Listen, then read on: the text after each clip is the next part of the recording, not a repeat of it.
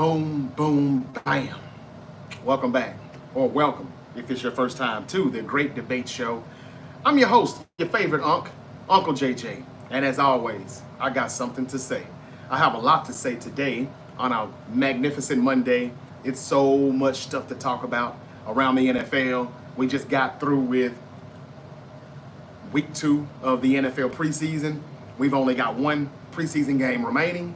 We've had a lot. We got a lot to dive into. Dylan Gabriel with the Cleveland Browns. He said that he's a competitor, but there's entertainers and there's competitors. We've got to talk about that. Was that remark about Shadur, or was that really about the media, who he came back and said at a later time that that's what he was talking about? This Browns competition is starting to be a big distraction in Cleveland. I'm sure Browns fans aren't surprised about that at all, but we're going to dive into that. What is Kevin Stefanski going to do? He has a very, very, very difficult situation here, especially if he cannot keep 4 quarterbacks on his roster. They've got 5 or 6 right now. We don't think that they would have over 3. They probably should settle for 2. But they're probably going to have 4 because they just didn't really get a lot of reps from either quarterback. Shadur got hurt, so he couldn't play game 2. Gabriel got hurt, so he couldn't play game 1. And then he played game 2, and he played all right. And then he had turnovers, no touchdowns. Shadur had touchdowns, no turnovers. Shadur played against a Carolina Panther team that nobody wants to give him any credit for because he played up against 3rd stringers, probably even 4th stringers. But Shadur also played with 3rd stringers and 4th stringers. And then Gabriel came in and he did a good job, I thought, to start. He had a good first quarter and not so good of a second quarter. Then he made those comments, some idiotic comments that we're going to get into, but we'll dive into why it's so ignorant for him to say what he said, regardless if he was talking about Shadur or the media. All right, other things to talk about as well. What did you think about Jackson Dart? How did you think of the Giants over the weekend, their defense? Caleb Williams and the Chicago Bears. This is one of the most talked about quarterbacks in the NFL this season. We've been talking about him for months now, anticipating, and, continuing to talk about the high expectations that Bears fans and other football fans have around the league for this man, Caleb Williams and the Chicago Bears. Ben Johnson, head coach, offensive play caller. Something tells me he may be more Kyle Shanahan than Dan Campbell. He just came from Dan Campbell's team over there in Detroit. He's really hard on the quarterback. That's what the quarterback asks for. That's what he's going to get. I saw some pretty good things from the Bears last night. We'll talk about it.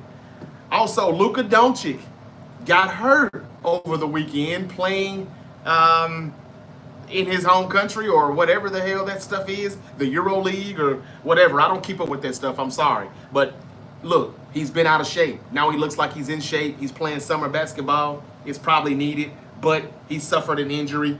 Don't know if it's a real scare, but it does say that Luka will practice today, and it says that Doncic is scheduled to return tomorrow for Slovenia after a knee injury scare. So it can't be anything.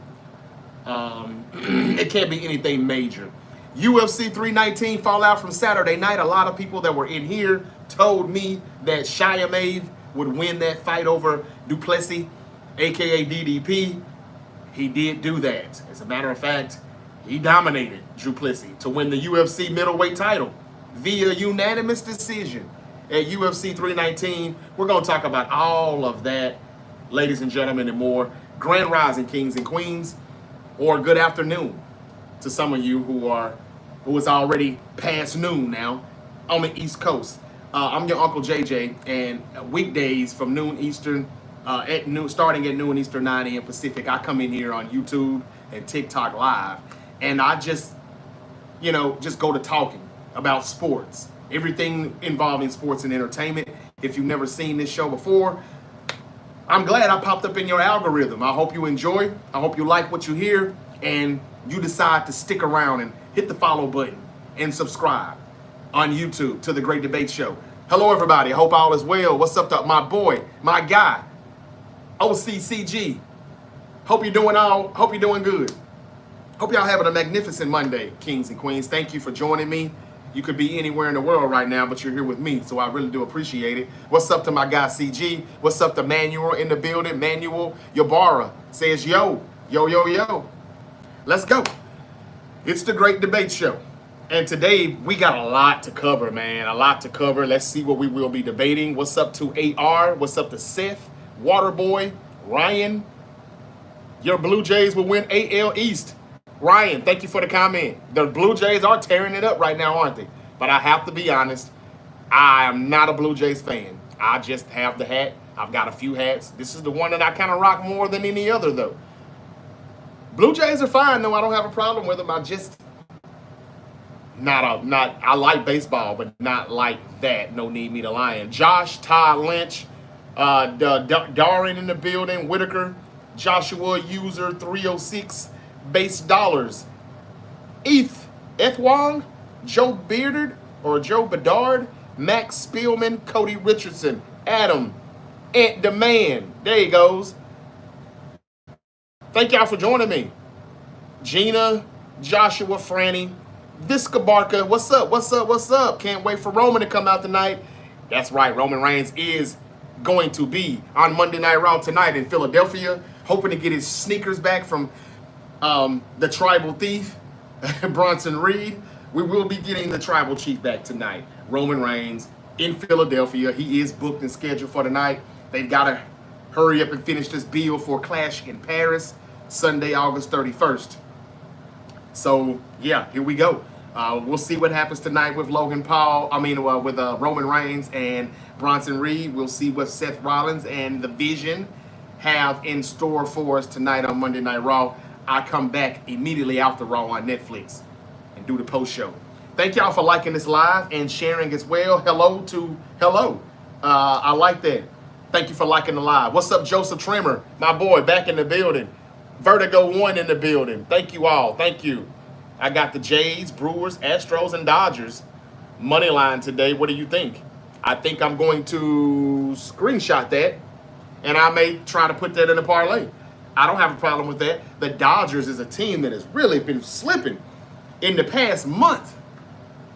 Boy, but they have kind of picked it up a little bit. I think they just swept the Padres in this series that they just had over the weekend. They let the Padres come all the way back and tie them up for first place in the NL West. And it's gotten really tight because the Dodgers are dealing with so many injuries. A lot of them coming from their pitchers in the bullpen, and it hasn't been easy. But they're hanging in there, and through perseverance, we're going to see if they can just still win the West, get into the playoffs. It's a whole new season. But they have dealt with a lot of injuries. Mookie Betts, I think, had a good game on yesterday, though. Okay. So he says he's got the Blue Jays, the Brewers, and the Astros, and the Dodgers on the money line. What are you going to slap on that four-leg parlay, if that's all you're going with? Okay, I want to say hello to Angung Mulanio. I'm sorry, I can't read that. I don't know what he's saying there. What's up to Heidi? Heidi in the building saying hi. Hello. Hi to Heidi. The Rugman Pula is in the building also. How are you doing? Monday Night Raw tonight. We are definitely going to do it. Okay. Anyway, y'all are so funny, man. I hope y'all had a great weekend, and I hope everybody is safe and sound. And here we go, doing it again, man. It's another week. Let's dive into all the action, though, because, again, y'all, it's a lot to talk about.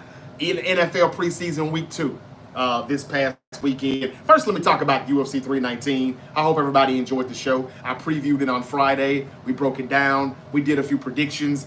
I didn't really come up with the right parlay. It do one, however, but what messed me up was Lelone, or whatever his name is, Lerone, Black American, who I should have betted on. He dropped. What's the guy's name in the first round? He got a first round KO and then missed my parlay up completely. But it's okay. It's okay. I take that back. I also had, what's his name? Chiamave beating DDP, but I had him doing it in a submission, and it was just a unanimous decision. So I would have lost either way it goes. Bummer. It is what it is. But I hope you all enjoy UFC 319. It was $80. $80. So glad when they moved to CBS Paramount, and the pay-per-views will be absolutely free if you have, Paramount CBS. Okay. All right. Jim Harbaugh confirmed over the weekend that Quentin Johnson, the wide receiver who the Chargers are really looking forward to, really improving, developing, turning into the receiver that they expect him to be when they drafted him. Well, right now, Harbaugh confirms that Quentin Johnston was taken to the hospital as a precaution, and it turned out later that he suffered a concussion. Nothing major, but still a concussion is a concussion, and he'll be all right, though. I did get one thing right on the UFC 319. Carlos Prates, or whatever. Did you see what he did to Geoff Neal? Knocked his lights out at the end of round one. I predicted that he would win in a KO. Just didn't get enough of them right, though. Okay. Let's see here. Who is Connor Orr? Anybody know who Connor Orr is? Maybe he's just one of those no-name reporters with Bleacher Report. I don't know. But he's got a NFC. He's got an NFL playoff standings for the NFC and the AFC. And he's got the Tampa Bay Buccaneers finishing number 1 in the NFC this season. He's got them being a number 1 seed. Not in the NFC South. He's got Tampa Bay being number 1. He's got my Niners number 2. The defending champion Eagles are number 3 seed. The Lions are 4. He's got the Rams at 5. He's got the Vikings at 6. And he's got the Washington Commanders all the way down at 7. The teams that are missing the postseason from last season, looks like the only team that is missing is the Green Bay Packers. So he's replaced the Packers with the 49ers. That's the only new team that he added to the NFC playoff picture. But he's got Tampa Bay and San Francisco being the top 2 seeds in the NFC. And then over to the AFC, he's got Baltimore being number 1, Buffalo number 2, Kansas City number 3, the Texans at 4, the Broncos at 5, the Bengals at 6, and the Chargers at 7. So the only new team that he has in the AFC playoff picture would be the Cincinnati Bengals.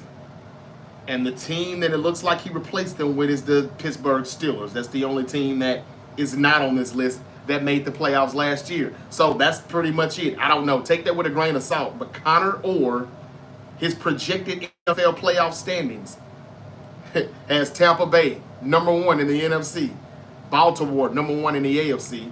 He has the Steelers missing the playoffs, which I'm sure nobody is really going to debate that. And he's got the Bengals making the playoffs as a 6th seed.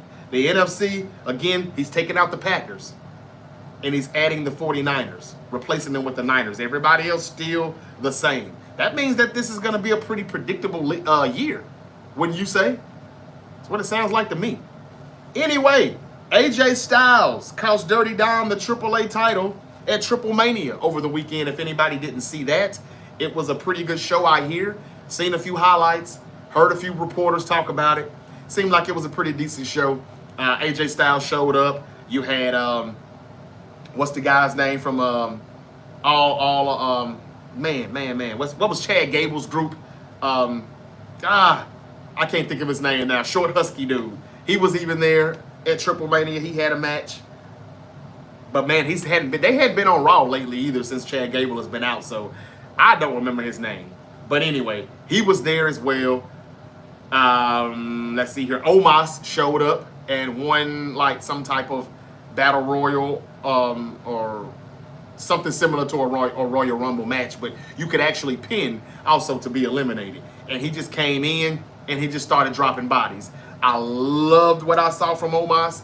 I love the look. He looks great. He's bulked up, slim, lean. He's a little lean and bulky, if that makes sense. He looks like he's in great shape. The 7'4" giant needs to be on the main roster a lot more. And I just thought I would add that and say that everything that he did at Triple Mania, that's the way you book him. That's how strong you make him look. He's a giant. And he should be on television just like you had Andre the Giant and the Canes and the Great Khali's, the big shows of the WWE Universe. It's time to bring Omos back to television. He's killing it. He did a great job at Triple Mania, and that's how he should be booked. So something tells me that the only reason why he's not on the main roster is because Triple H knows that this is how he would have to book him. But what's the problem with that? Your boy Seth Rollins won't be able to be a world champion or something? Is it going to hurt people like Aleister Black that you want to push? Is it going to take up the time of another good Penta match that has no storyline to it and that nobody cares about? Those are some of the things that need to happen, and Paul Levesque isn't doing that. So I just wanted to speak on Triple Mania for a moment and just go to the ring just for a moment. And again, as I said, DDP lost to Chimaev. Chimaev Kuzma Chimaev, I'm sorry, is now 15-0 after dominating Dricus du Plessis in a unanimous decision win. At UFC 319, the Cowboys wide receiver Jonathan Mingo suffered a serious injury in their loss to the Ravens, and he may have a PCL injury, according to ESPN. Mingo is somebody the Cowboys traded for somewhere around mid-season, I think last year, right before the trade deadline. Let's see here. I said Luka will practice today after that injury that he suffered. And now let's get to the Browns before we move on to the Chicago Bears, because that's really what I want to talk about. First, let's stop with the Cleveland Browns before we get to the Chicago Bears. What's up to Four Rings in the building? What's up? Where you been, Four Ring? 8P? He said, what's your take on Moody? Bipolar. If I could just describe him in one word, bipolar. Jake Moody is the kicker for the San Francisco 49ers. He misses a lot of kicks when they're over 45 yards or longer. And then sometimes he'll knock one out of the park and he'll nail it from 57 like he did on Saturday in Las Vegas. He's a weird dude. So I would just say bipolar. OCCG says, I'm still going to try to support you when I can. Good luck on the future doing this, and always stay grinding. Thank you, OCCG. Man, I appreciate you, man. And I appreciate your support. I appreciate it, man. Thank you. When you can, I understand. As long as you subscribe or you hit that notification bell, even if you're too busy, if you can just stop by and hit that likes button, that thumbs up button, I appreciate it. Again, that helps me out a lot here with the algorithm. Seth. Oh, I read that already. Let me move on down a little further here. Joseph Trimmer. Daniel has joined me. Getting booed. Okay. I can't say that. Dale Vikingo, or whatever they say his name is, was getting booed for Alberto Del Rio because he was not on my bingo card, says Joseph Trimmer. Yeah, a lot of people were saying they wanted Alberto Del Rio, even though I don't think that the WWE gives a damn about that. This is one thing that they're not going to listen to probably. They don't like Alberto Del Rio. They got rid of him out of AAA because they have now merged and they're doing a partnership with them. So, yeah, I don't know. This is what I don't like about the WWE and AEW merging with all these other wrestling promotions. It's taken away from the things that you got right there, right now in your locker room. I didn't have no way to watch Triple Mania. How was I supposed to watch that shit? But I would have loved to see Alberto Del Rio. I heard that he is not well liked. He's been canceled from the WWE Universe because he and Paige had a domestic relationship, some domestic violence or whatever, allegedly. I don't know if that's true or false. Don't know and don't care. But at least the WWE didn't bring back Paige either, or Saraya. At least they kept her away from WWE, as well as her ex, Alberto Del Rio. I thought he would have been good for television to come back. I liked Alberto Del Rio. I thought he was underrated. But my co-host always tells me, just stop talking about him. So I guess that's what I'll do. But I don't keep up with what he does on a day-to-day. I just don't. Let's see here. What's up to Long Beach Mike? He says, go Rams. I'm going to talk about the Rams here shortly, man. Your quarterback still isn't practicing. Are you still not worried yet? Hello is in the building. What's up, Hello? How are you? How many interceptions Purdy going to end up with at the end of the season? Man, I don't know. He's somewhere around a 30 and 12 guy, 25, 28 touchdowns and 12 picks. He's that type of quarterback somewhere in there, and that's because he will force some things at times. Could he have single-digit interceptions? He could, but not so sure about that with our wide receiver room looking the way it looks right now. Hello says, I traded Bryce Young and Trey McBride for Josh Allen and Evan Ingram. You got to be talking about fantasy, right? Allen and Hurts trade value. That's not bad at all, though. Trey McBride and Josh Allen, not bad at all. 10 peak, but although I do think Bryce Young is going to surprise some people this year. Hurts, Ladd, Devontae Adams, Bajan, Caleb Johnson, Ingram, Sutton, Josh Allen on bench. Nice fantasy. Nice fantasy, hello. Jason says, bang, bang. Bang, bang, Jason. Hope all is well. Hope all is well. Okay. Everybody thinks the Seahawks are going to take the division this year. Thank you for the comment, Michael Evans. Good times. Nobody knows. Never mind. That might have went over some people's head. See how many YNs I got in the building today. What's up, Oshan? In the building also. Thank you. Michael Evans wants to talk. What do you want to talk about, Michael Evans? Oh, he probably wants to talk about the Seahawks. I don't know. Okay. All right. I think I'm caught up with all the comments right now, so let's get into it, y'all. All right. Shedeur Sanders played one preseason game. That was preseason week 1. Okay? Dylan Gabriel played week 2. Here are the numbers. Week 1, Shedeur was 14 of 23, 157 total yards, 2 touchdowns, no interceptions against the Carolina Panthers. We understand that. Everybody has been commenting for over a week now on Shedeur Sanders' performance last Friday in Carolina against the Panthers defense. Now, again, I think the Panthers are going to be much better than what people think. However, we know that's the Panthers. It's not the Eagles. So let's fast forward to all the Shedeur Sanders haters and critics who were commenting still to this day on that reel. Thank you so much for your comments. Thank you, thank you, thank you. It really does help me out here. So I've got like hundreds of comments where people are just saying Shedeur ain't done nothing. Yes, that's where he's supposed to be at the QB4. That's where he belongs. He's a bust. He's overrated. He's blah, blah, blah. Yeah, all right. Now, what do you think about Dylan Gabriel? Okay? We're just going to say that, yes, Shedeur Sanders is a 5th-round quarterback. But we know damn well he shouldn't have been drafted in the 5th round. Stop playing. Do you people really hate that man that much because of his father? And if so, what did his father do to you? Anyway, I digress. Dylan Gabriel played week 2 against the Philadelphia Eagles. So whatever he does, we can put him in the Hall of Fame then, right? He was 13 of 18, 144 total yards, no touchdowns, 2 turnovers. Now, I will say this. While the no touchdowns and 2 turnovers, I'll admit, doesn't look good, I'm not just going to look at that stat sheet and say, oh, well, that's easy then. Shedeur's your starter or he's your backup. Dylan Gabriel looked good in that first possession. I will say this, though, before you start running your mouths and saying that, hey, yeah, Dylan, he's going to be all right. That was just a bonehead interception. He didn't do anything against any starters. I didn't see any starters suit up for the Philadelphia Eagles on, was it Saturday or Sunday? Saturday. I didn't see any starters. But anyway, he still looked good on that first drive. He looked pretty good in the first quarter.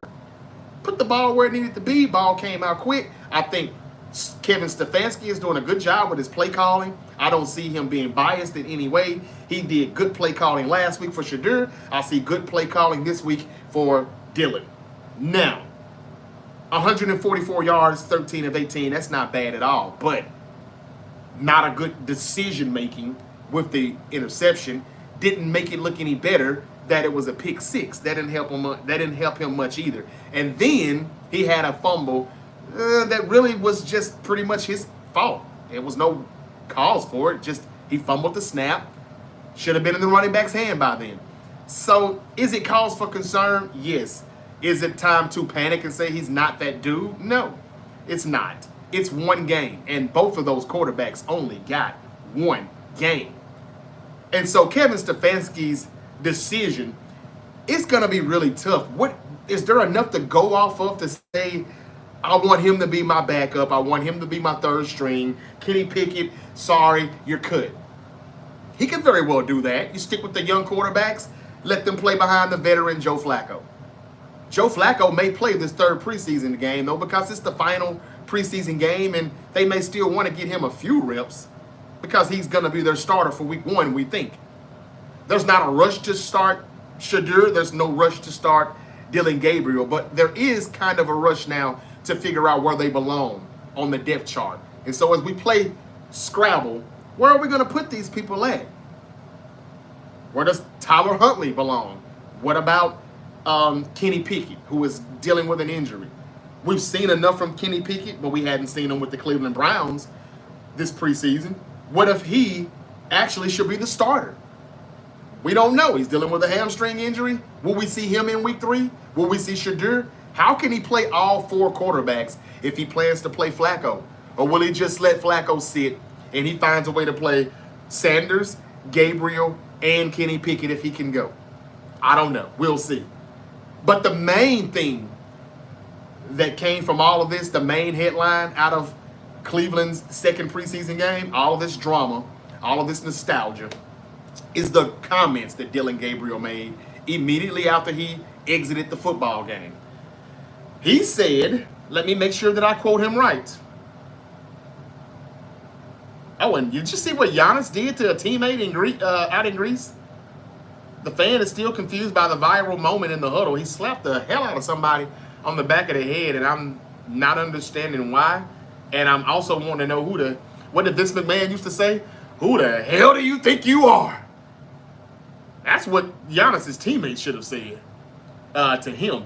I got Trey Hendrickson news, too. I forgot to mention he's on the trade block. I'm going to get to that also. I'll tell you the 3 teams that are interested in Trey Hendrickson also. Panthers, Browns, Colts.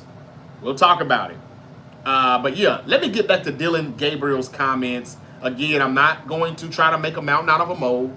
I just want to still talk about it because, well, hell, I'm a content creator. And every content creator in the world right now has been talking about his comments because some people think that he might have been throwing shade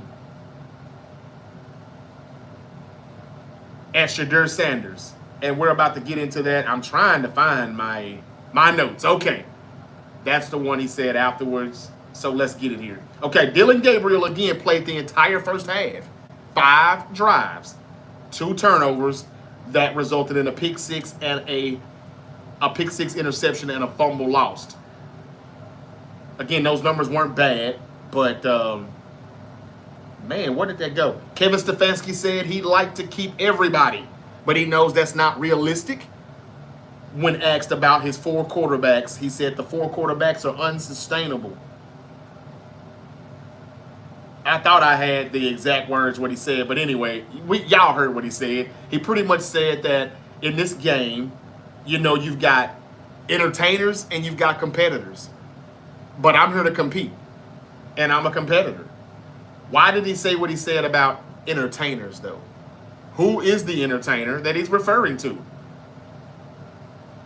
The Cleveland Browns also signed, what's his name? The rookie Isaiah Bond, the rookie wide receiver, gets a 3-year, $3.1 fully guaranteed deal. $3.1 million fully guaranteed after the jury ruled no bills, sexual assault charge. So after he got passed and cleared of the sexual assault charge, the rookie wide receiver Isaiah Bond has now signed a 3-year, $3 million deal with the Cleveland Browns. They've got another weapon. Good for them. But yeah, who in the hell was Dillon Gabriel referring to? This is what he came back and said after the media blasted his ass later that evening as soon as they found out what he said. They thought that he was taking a shot at his teammate Shedeur Sanders. Some people think that he is an entertainer or he's just a star because he's primetime son, whatever, for whatever reason. Somebody talked to him and told him, this is what you better say. to try to save your ass. Dylan Gabriel, and I quote, he said on comments during my halftime interview, he said, yeah, first off, I'm all about our team and each other. He made sure he started out by saying that. I'm all about my team and each other. I would never make that comment. Well, he made it. I would never make that comment, but for me, I've explained it. Entertainers are you all. Competitor, that's what I am, and all my teammates. And we both have jobs to do, so that's it. He said, first off, I'm all about our team and each other. I would never make that comment, but for me, I've explained it. Entertainers are you all. Competitor, that's what I am, and all my teammates. And we both have jobs to do, so that's it. Okay, what did you make of Dylan Gabriel's comments? Do you think he was throwing shade at Shedeur Sanders? Who is the entertainer? Or do you really believe him when he came back later and said that he was really talking about the media? The entertainers are you all. He was talking to the media when he said that. My only thing is, and I don't really give a damn who he's talking about. I just want him to, play better, make wise decisions because, every decision making that you do right now is under a microscope. And you were drafted higher than Shedeur Sanders, so you have to perform better, and there are higher expectations. Why isn't anyone giving him that? I don't know. But a fifth-round quarterback, since you all say that's what he is, because that's where Shedeur was drafted, Dylan Gabriel is not supposed to lose his job to a fifth-round quarterback. Now, I don't remember exactly where Dylan Gabriel was drafted, but I think it was before the fifth round. It was the fourth or the third. And he has to at least win the backup position, I think. Or he has to be the third string behind Kenny Pickett if Shedeur doesn't make the team. He needs to make the team no matter what happens to Shedeur. So for him to say, I'm talking to you all, why is he already getting on the media? The media hadn't even got on him just yet. So I find it hard to believe that he really was talking about the media.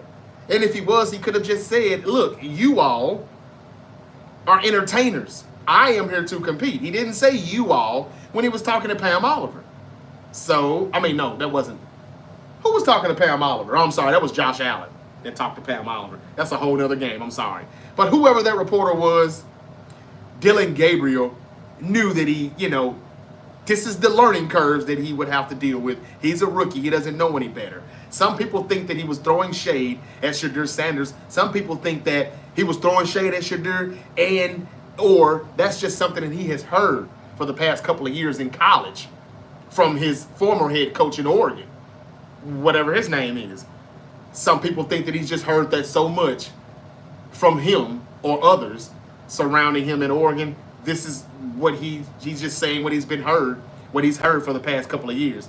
Look, y'all, I'm not sure what the relationship is with Shedeur and Dylan Gabriel. I'm not sure if he has said anything to Shedeur. Did he feel he needed to apologize? And even if he did, why? If you were really talking about the media, why would you even think that anyone thinks you need to talk to Shedeur? Forget what the media are talking about. Forget what the internet is talking about because they don't matter, right? It's just about you, the competitor. So I'm just trying to figure out why did he feel the need to say there's entertainers and there's competitors. Who asked you about either? You could have just said that you're going to compete and you can't control anything else other than that. End of story. Now, I think somebody did put him on game, and that's why he tried to clean that up. But I can tell you right now, Mr. Gabriel, nobody buys it. No one at all. Dylan Gabriel is a quarterback that was in the college football program, several different teams, and his final stop was at Oregon last year. But this man has been around for a while, 5-6 years in college. He really needs to get it together, and he really needs to the game should already be slowing down for him because he's got a whole lot more film, a whole lot more tape, a whole lot more reps, snaps, games, years under his belt than Shedeur Sanders does. No excuse for him not to be the backup, and he just put more pressure on himself by saying what he said about the entertainers. If you are talking about the media, cool. Guess what you just did? You just lit a fire under the media's ass to really, really, really, really light your ass to the fire, light your feet to the fire even more every chance they get. Every interception, every fumble, every bad decision making play that you have from here on out, you're going to be put under the microscope because of those words that you said, since you want to put it all on the media. Now, I'm no dummy. I was born at night, but I was not born last night. And I know damn well that was shade at his teammate, and I don't even know why. And who cares? All Shadur can do is make the most of his opportunities. And I thought he'd done that last week. The oblique injury did hurt, but the way Dillon Gabriel finished the game, he got off to a good start, but the way he finished and those comments that may kind of divide the locker room, I don't think Shadur has much to worry about. I think he's still in good hands like Allstate. Now, the question comes, who's all going to play in Game 3, the final preseason game? We'll see. But I just wanted to speak on that. What do you all think about Dillon Gabriel and what he said? I got that guy Yeager in the building. He said, good times, with the exclamation point. He must have came in when I was talking to Michael Evans here on TikTok. He also said he was 100% taking a shot at Sanders. 100%. I believe that as well. But you know, there are a lot of people who are going to come in here and say, oh, Jay, there you are, Unc. You about to do that again? No. I'm just saying he's throwing shade at him. I'm not explaining why or none of that. But Shadur, you just keep doing what you're doing, and you just try to make the most of your opportunities, brother. And Dillon, of course, by all means, you do the same. I was born in the past, but not yesterday. That's right. He wasn't talking about the media. Now he's doing damage control. That's exactly right, Yeager. That's all the hell he was doing. We get that. Be smarter. You got to be more careful. Next time, Dillon Gabriel, just do what Naomi does with the WWE. Proceed with caution. What's up, Dan Niner?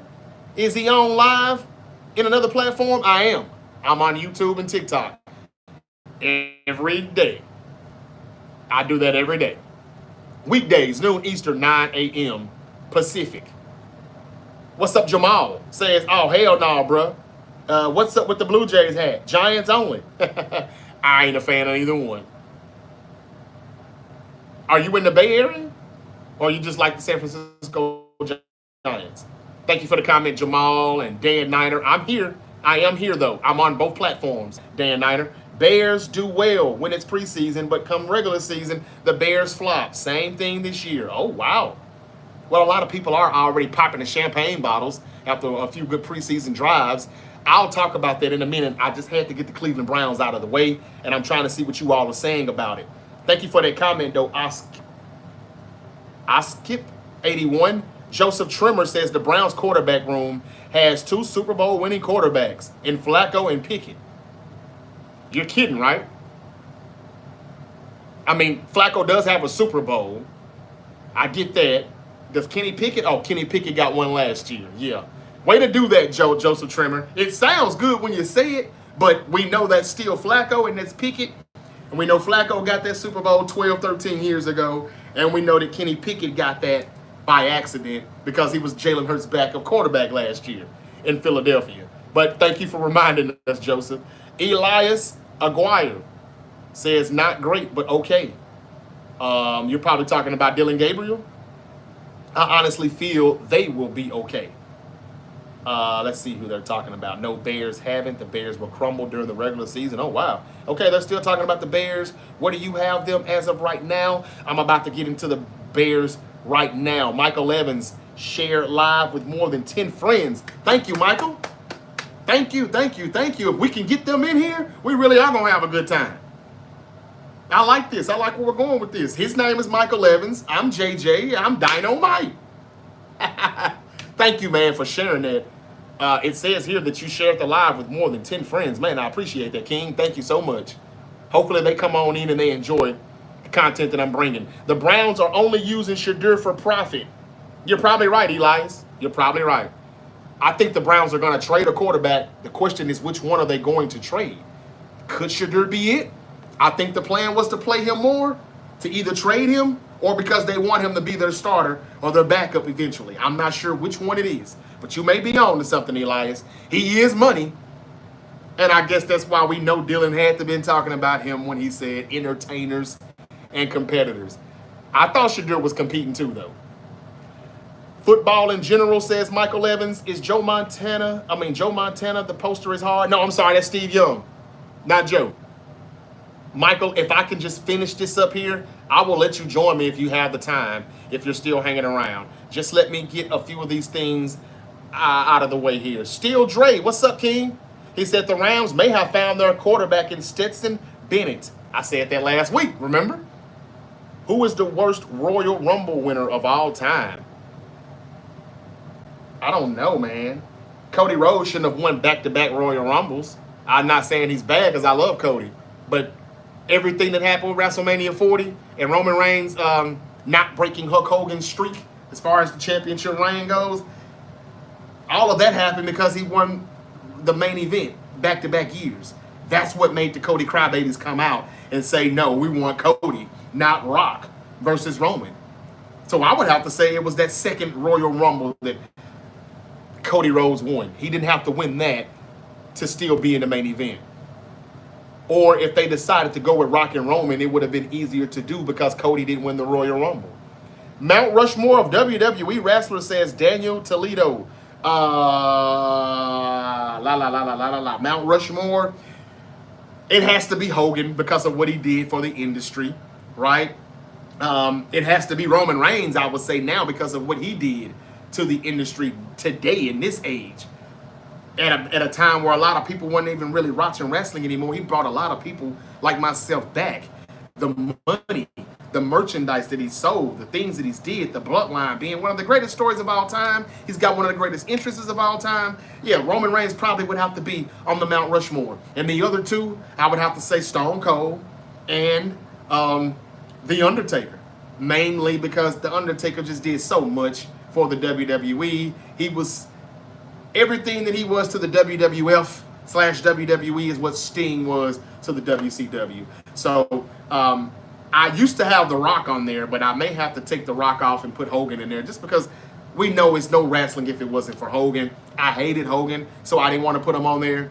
And but yeah, he still belongs there. So I would say Hogan, I would say Stone Cold, I would say Undertaker, and I would say Roman Reigns, because they've all changed the game in some type of way.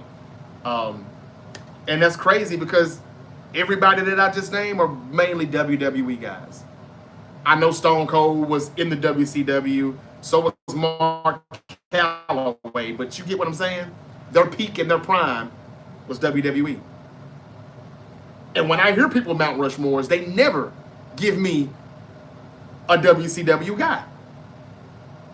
Never. I never hear it.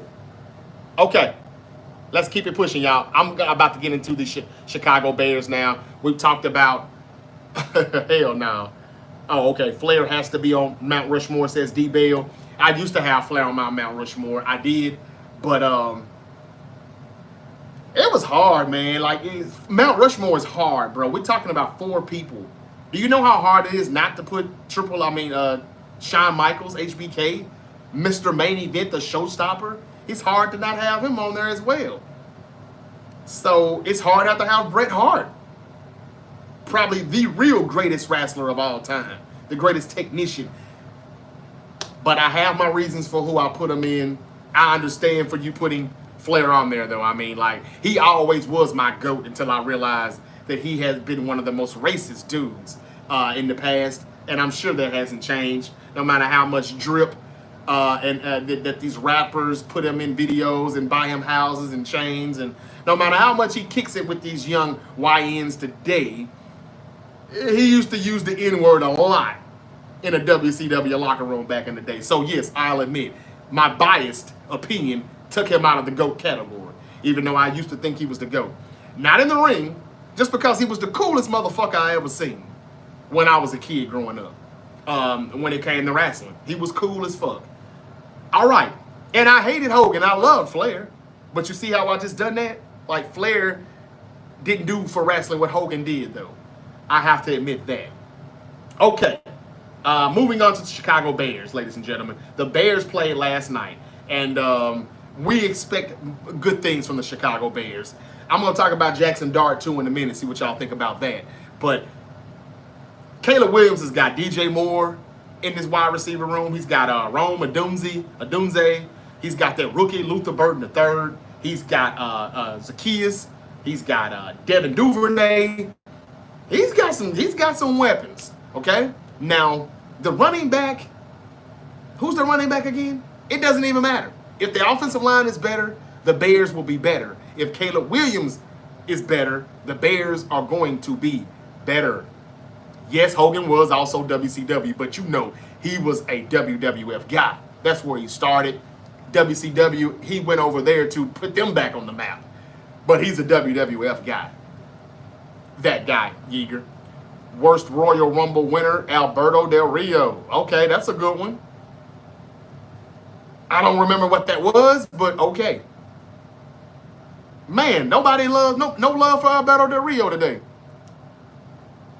What's up, Unc? Man, you. How you doing, Barnacle? Thank you for joining me. Reshawn Johnson. I don't even know who that is, Devil Davis. Deval Davis.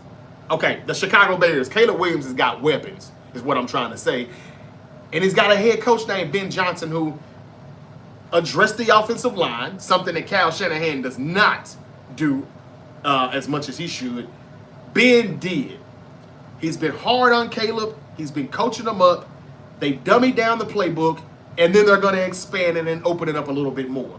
Last night, we saw Caleb Williams in 2 series. We wanted to see him, and they played against the Buffalo Bills. Now, the Buffalo Bills did start their starting defense. I think they were only out there for one drive, but they were out there. And that one drive, was it the first drive or the second drive? I think it was the first drive where they got the touchdown. Yeah, I think it was the first drive. Either or. He was good. He was like 6 of 11. Threw for a little over 100 yards, and he had that touchdown to Zacchaeus. And it was a good read. It was a good play call. I saw the offensive line protect. I saw him poised in the pocket. The ball came out quicker. The decision-making looked it better. The clock that I was telling you about between the ears, I've said that a lot about Caleb. Some of the things that I saw bad, it was like he was, just not there between the ears. Well, I saw it last night, and it looked pretty damn good. Now, it's just one preseason game. I'm not trying to overreact. Just like y'all told me, don't overreact to Shedur's win in his debut or how he looked in that debut. We can't react or overreact to what Caleb did either. But I will say this. If the football game is real, because y'all know sometimes I don't know about that, I'm not sure. But hypothetically speaking, let's just say the NFL is really real. They don't rig any games, nothing scripted, none of that. Doesn't it just look like sometimes you can just tell when a new head coach has the whole locker room's attention and they've grabbed that team, they've grabbed a hold of that team, and they're selling something, and the team is really buying in. That's what it seems like. Just the energy, their emotions, their energy, everything that I see from the Bears, offense and defensively last night tells me we the Chicago fucking Bears. And we have arrived officially. Watch out. Here we come.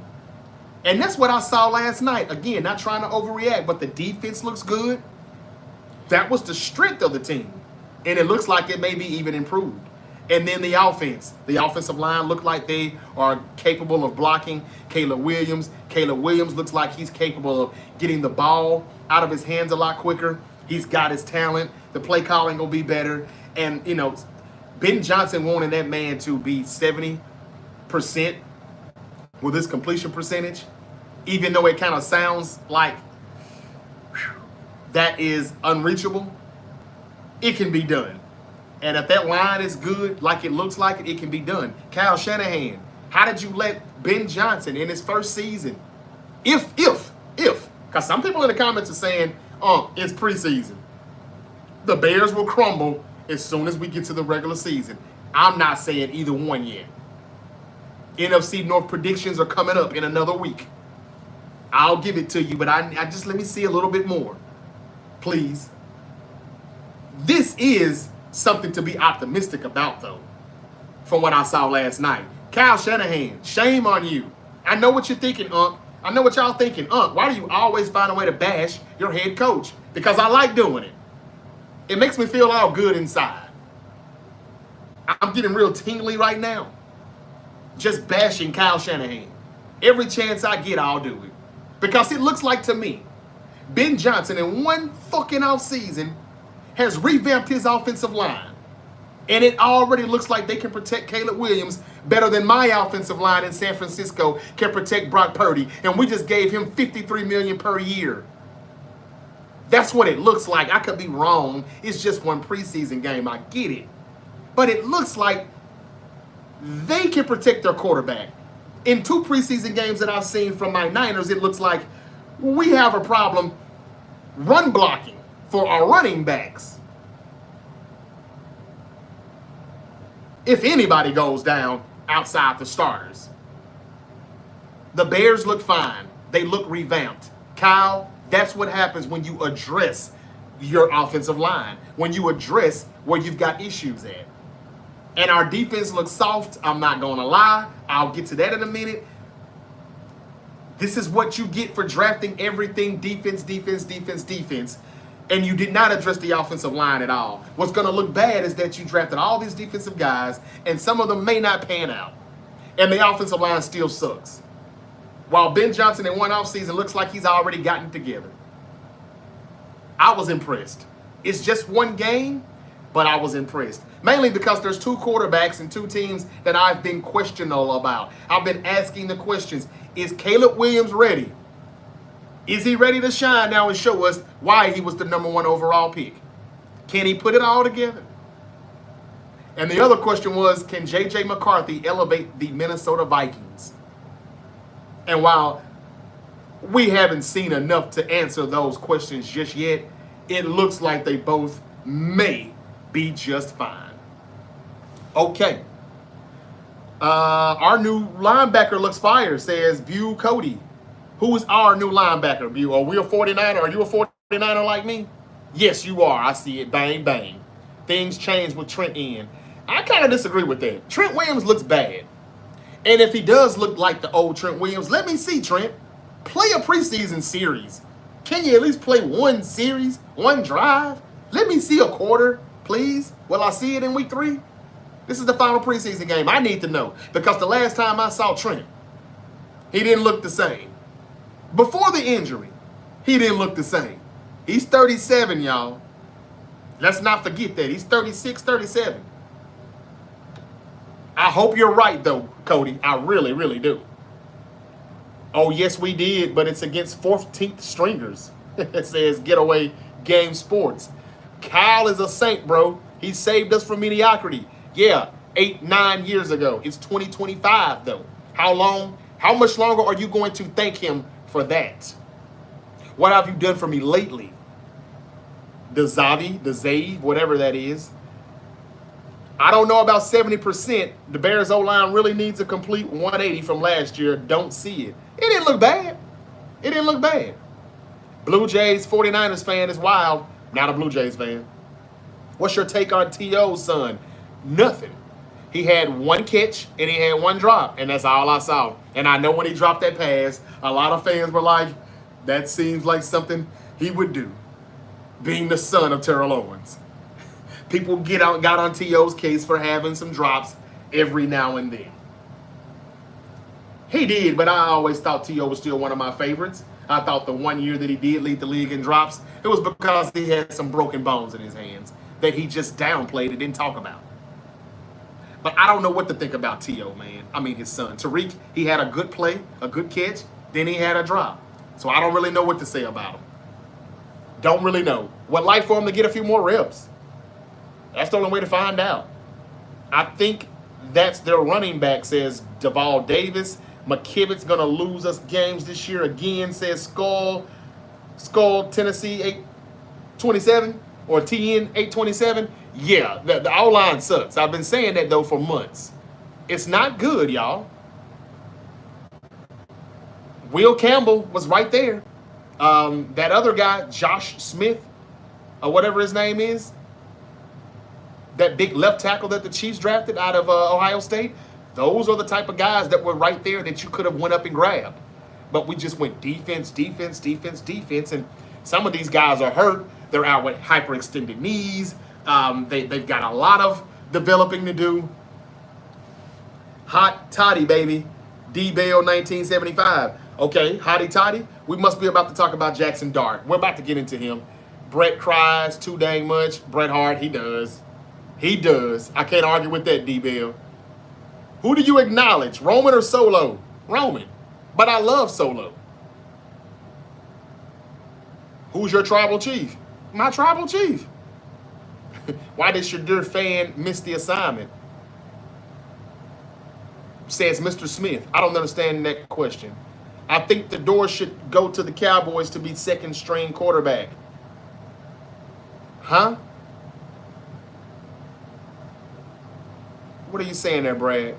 You think the door should go to the Cowboys to be the second? I don't know. All right, y'all. Okay, let's get into the Giants and Jackson Dart. But to finish this up though with the Bears, they look like they could be okay. They look like they could be okay. And if so, it's gonna make it even harder for me to predict the NFC North. It's gonna be tough because I don't know what to say. Jackson Dart, how did y'all think about him? Russell Wilson started, had a pretty deep ball that was in the air for 50, 60 yards. He showed us that he still has it.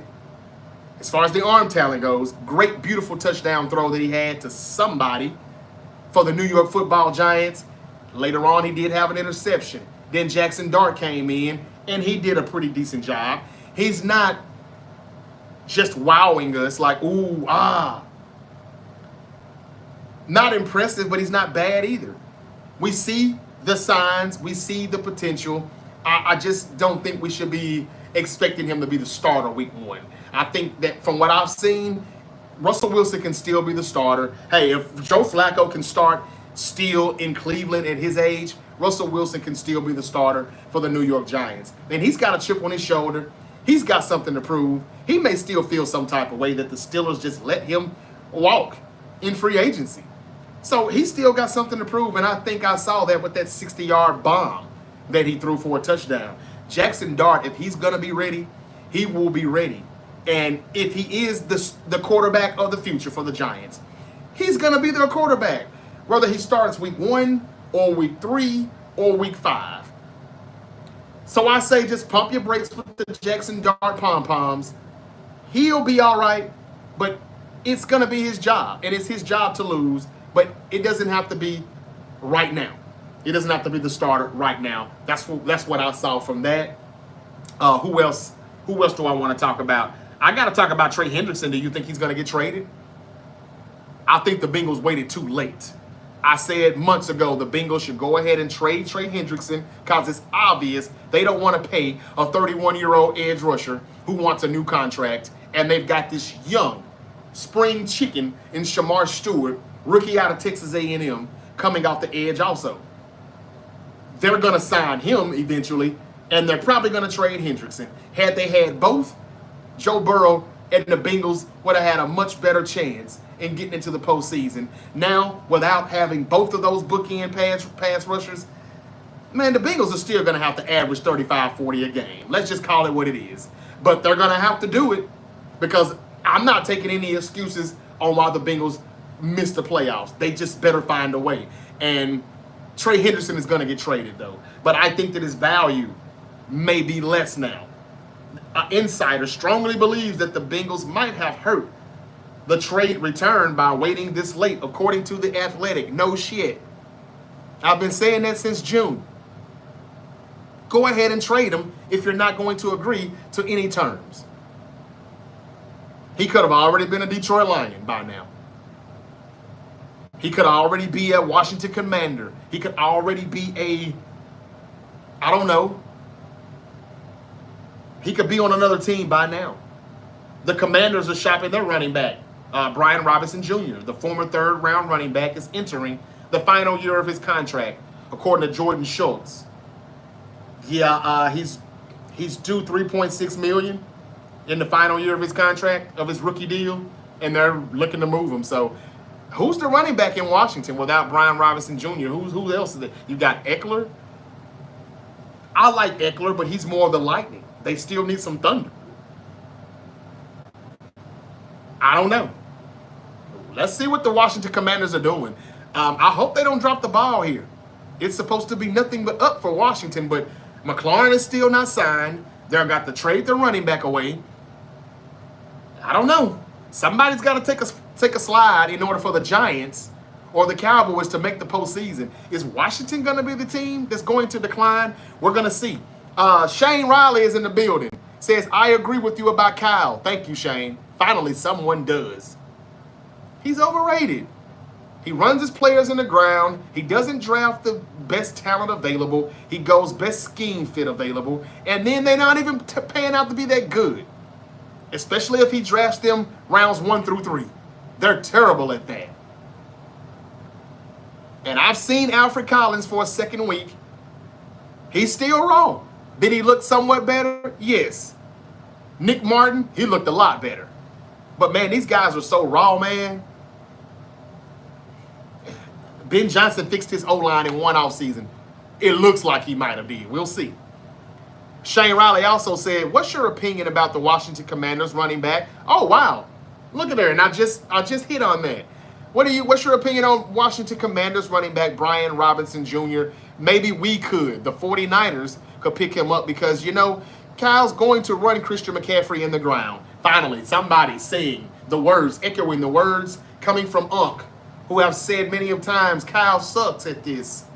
He'll get you hurt. He'll get you injured. He'll run you in the ground. But we had Jordan Mason, and we traded him to Minnesota for a ham sandwich and some barbecue chips. But we do have Isaac Garendo. I like him if he cannot fumble.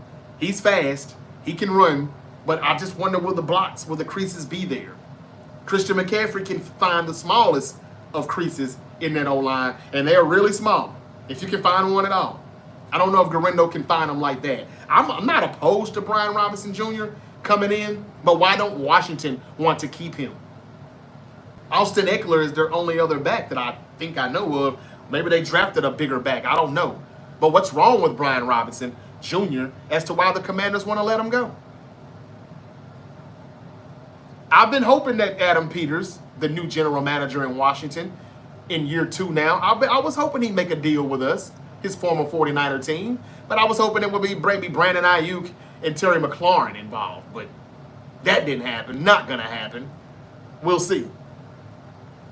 But Caleb Williams had a 93-yard touchdown opening drive yesterday, starting off year 2 with a statement. Talked about the Browns, talked about the Bears, talked about the Giants, and all that quarterback situation stuff. He likes to run the backs in between the tackles. Yes, he does, Shane. And I wish he stopped doing that, especially when those guys can't block. That's his biggest weakness, guards and the center. Not that the tackles are great, but, you know, like the way he wants to run, those guards are not really suited for it. The Saints and the Jaguars made a game day trade. Did you hear about that?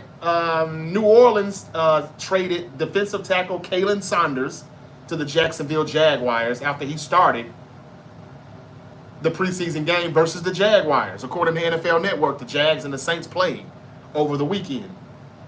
The Bears had a cornerback that had to be carted off the field once again, Terrell Smith. He was ruled out for the rest of the preseason game versus the Bills. Draymond Green is trolling the Miami Heat. Draymond Green said Miami got a bag of chips in the trade deal with the Nets. He's speaking on some wing player named Highsmith, who the Heat didn't want involved in the trade or something like that when they traded Jimmy Butler to Golden State, but now they moved off of him. So he's just trolling the Miami Heat. What else do we got here? I'm almost wrapping this up here. Oh, Caleb Wilson lands a shoe deal. 5-star UNC recruit signs a multi-year, multi-million-dollar deal with New Balance. Okay, way to go, Caleb Wilson, out of North Carolina. I don't know if that's basketball or football. No, that's NCAA. That's basketball. Congrats. I talked about the Browns signing the rookie wide receiver Isaiah Bond now that he is cleared from sexual assault charges. Sean McDermott called out the Buffalo Bills after a whopping 38-0 preseason loss. It was preseason nonetheless, but they didn't look good. So the Lions and the Bills, two teams that look like they both belonged in the Super Bowl last year, not looking so sharp in the preseason, but again, it's just preseason. The Colts signed cornerback Xavier Howard. Remember him? The four-time Pro Bowl cornerback, last played in 2023. He just got signed by the Colts. The Bengals not only are looking to trade Trey Hendrickson, finally, they rejected their first offer. Well, I don't know if it was their first offer, but they have rejected an offer right here, according to NFL Network. The Bengals rejected a Trey Hendrickson trade. The deal included a second-round pick, and Cincinnati wants a young defensive player and a first-round pick, according to multiple reports. Do you think they're going to get a first-round pick for Trey Hendrickson? I think the second-round pick was fair enough. Now, I don't know if there was a player involved or not, but the Cincinnati Bengals want a young defensive player and a first-round pick.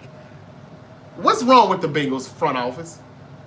This is the problem with the Bengals ownership, and this is why I said back in around free agency, before Jamar Chase and T. Higgins got paid, before we got to the whole Trey Hendrickson debacle of contract disputes, I said the Bengals will never pay all of those players. They'll play Jamar Chase, but that's it. Buy T. Higgins, buy Trey Hendrickson. Now, I was wrong. The Bengals paid T. Higgins too. So that shows Joe Burrow's the boss around there now, as he should be. You listen to him. But they're wasting his prime, and this is the reason why people are saying it for things like this right here. You just had a chance to get a second-round pick, and you botched it by saying, nah, we want a first, and we want a player. And he better be young, damn it. Downtown. Are you serious? We already have to trade for a 31-year-old edge rusher. He's 31. He's good, but he's 31. We don't know how much he has left in the tank. We have to pay him a new contract. And you expect us to give you a young defensive player and a first-round pick? You smoking. Does anybody have a drug test here? Because the owner, the general manager of the Cincinnati Bengals need to be taking one. I don't think they get a first. They've waited too late. A second is the best offer they're going to get because we've gotten too close to week 1 of the NFL regular season, and teams are just going to be on the phone like, hey, man, look, we know y'all don't want him. You're not going to pay him. He ain't going to play. And take the offer. It's either that or release him. All right, fuck it. We'll wait on you to release him. Downtown. The Bengals are so stupid. And this is why I predicted that the Bengals would not pay anyone but Jamar Chase. Joe Burrow would get pissed off like Jay Cutler did, whatever that was that pissed him off years ago with the Broncos. And he demanded a trade, and he got traded to the Bears within 2 weeks. I predicted that Joe Burrow would demand a trade and get the hell out of Cincinnati before they just waste his career. And then they went on and paid both of the receivers. I was like, damn, I didn't expect them to do that. But I knew they weren't going to pay that defensive guy. I knew they were not. Even though the defense sucks, why pay him? And they may be on to something. I don't know.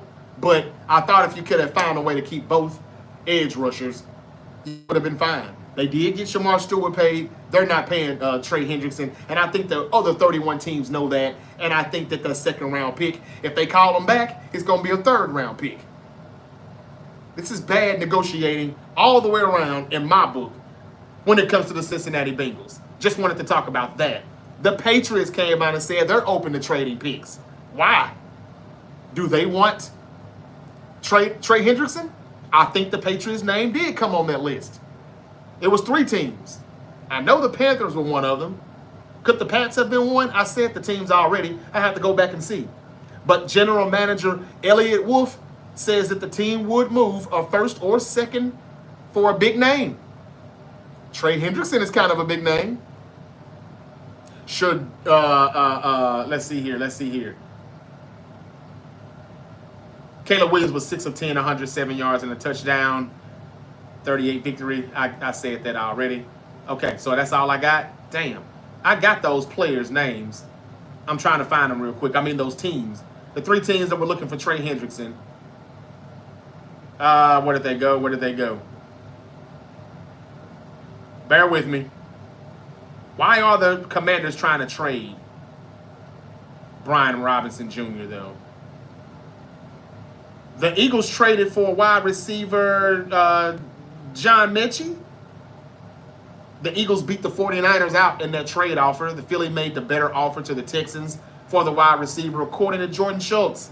The Niners are trying to trade for Mechie, but didn't get him. Amari Cooper is there. Keenan Allen was there. But you wanted Mechie? Okay. Well, the Eagles got him. Abdul Carter is getting roasted for that weak-ass chip block, is what he's calling it, that he got from the Jets. He roasted the Jets, but everybody's been kind of roasting him. John Mechie was traded to the Eagles, and the Eagles gave the Texans tight end Harrison Bryant in return after 3 years with the Texans. I'm trying to find, Taylor Shook. His stats versus the Jaguars, not so good. The Saints quarterback battle is still wide open in New Orleans. Man. It's here somewhere, y'all. I'm trying to see the 3 teams because the Patriots could be one of those teams. Why would they come out saying that they're ready to give up a first or a second for some big names? Malik Neighbors has a minor back problem. The Giants wide receiver hasn't practiced in 11 days with normal camp tightness, according to Adam Schefter. Okay, here it is. The Patriots were not mentioned as one of those 3 teams. I'm sorry, I had to find it. I had so much stuff here, but I'm done. The 3 teams that are interested in Trey Hendrickson, again, are the Panthers. The Panthers, the Cleveland Browns, and the Indianapolis Colts. Now, the Colts just signed veteran corner Xavier Howard. Used to play with the Dolphins. Hadn't been in the league since 2023. They added a veteran corner, and now they're looking to add Trey Hendrickson. If the Panthers could bring him in, that would help the Panthers. If the Browns brought him in, could you imagine Trey Hendrickson on the opposite edge of Myles Garrett? The Browns would be a little bit more dangerous, at least on the defensive side. And if they get the quarterback figured out, Kevin Stefanski, I think, is a good play caller. He just hasn't had a quarterback. The Browns could be better. The Browns could be better than the Steelers, probably, if they could get Trey Hendrickson on the other side of Myles Garrett. That sounds scary. On paper, it does. And I don't see how it wouldn't be on the field. And then the Colts, if they added him, I think the Colts will still just be the Colts. So I'm intrigued if the Panthers or the Browns got him. But what about the Patriots? For them to come out and say, we're willing to give up a first or a second for a big name player. Trey Hendrickson and Michael Parsons are the only big names right now that could be traded. And I still don't think Micah's getting traded. Do you all? If that happened, the Cowboys definitely would much rather send Micah to the Patriots versus sending him to the Panthers or any other team in the NFC. So, anyway, like the Eagles or the Commanders or anybody like that, they would much rather send them to the Patriots. The Patriots are putting it out there. Hey, if anybody looking to trade a big name, we got a few picks that we don't mind giving up. So New England has already kind of taken the LA Rams approach from a few years back, F them picks. Okay, y'all, I ain't got nothing else to say. I'm done. I'm about to read some of these comments, and we're going to go ahead and get up out of here and pay some bills. Dana White said that he doesn't trust John Jones. White said that there's 1,000,000,000 to 1 odds that John will fight on the White House card. Now, we just talked about that White House card on Friday, and we predicted that Canelo Crawford could possibly be a draw because they may want that fight on that White House card. And I also said that it should be boxing and UFC. Dana White is talking about John Jones, but we heard that it will probably be boxing. I don't know which one is going to be. If not both, I think it should be both. But if you think John Jones will come back and fight Aspinall or whoever else, don't count on it. Dana is saying, I don't trust him. Because one minute he'll say he'll do it, and then the next he'll say, nah, I'm straight. So who knows? Take that with a grain of salt. But yeah, he said it's 1,000,000,000 to 1 odds that John Jones will fight on the White House card. Okay, that's all I got. Let's read some comments and see what y'all talking about. We had a lot to cover there, though. And it's not over with. I got a double header because I'll be back tonight, immediately after Monday Night Raw on Netflix. And we'll see what goes on there. Is Naomi pregnant? Is Naomi injured? There's rumors that she's probably going to vacate the Women's World Championship tonight. And I really do hate that, because while I have heard that she wants to, become a mother, she's like 37, 38 already. You don't want to be having children into your 40s and stuff like that, so I understand it. I knew that this was the time for her to be the champion, and I hope that she could enjoy this run before she leaves. And it looks like that this run is going to be cut short. I don't know what they're going to do. We'll find out, but maybe we'll find out more tonight. Okay, Shane Riley said, I've been a 49er fan since I was 12 years old, and I'm 53 today. Congratulations, Shane. 53 today? Or, hold on, did you just turn 53 today? If so, happy birthday. He's probably just saying, here I am today at 53, though. And I agree with you 100%. As a diehard 49er fan of everything that you're saying, thank you so much, Shane Riley.